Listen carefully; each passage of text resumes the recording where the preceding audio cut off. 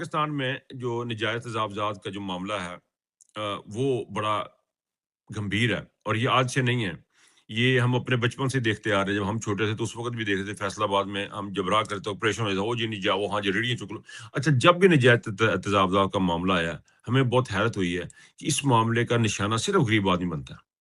हमेशा से गरीब आदमी बनता है। आज भी गरीब आदमी बन रहा है। रेहड़ियाँ लोगों की उठाई जा रही हैं। यार उसकी छोटी-सी रेहड़ी है, उसको को वहाँ से चला जाए।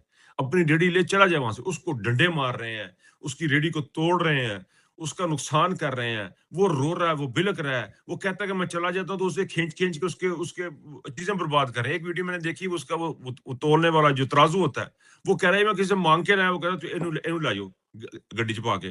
फिर वहां पे उस गरीब आदमी से जिसकी मुश्किल से 100 पाउंड की 100 रुपए की 200 रुपए की दिहाड़ी होगी, उस बंदे से थाने में जाकर 200 रुपए 100 रुपए की दिहाड़ी 200 रुपए उससे मांग लेते हैं।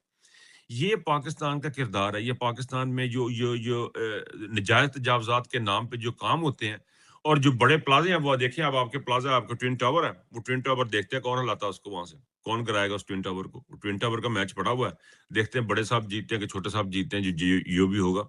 लेकिन ये जो चीज़ है ये बड़ी हमारे पाकिस्तान के अंदर ये बड़ा दुख और अफसोस का मुकाम है कि जब भी निशाना बना गरीब आदमी बना है, जब भी तकलीफ हुई है गरीब आदमी को हुई है। हमारे बाल सफ़ेद हो गए हैं देख-देख के, लेकिन हमें न शर्म आई है, ना हया आई है और ये मुल्क बदतरीन दौर के अंदर दाखिल होता जा रहा है। रोज़ बरोज़ नीचे से नीचे जा रहा है, नीचे से नीचे जा रहा है।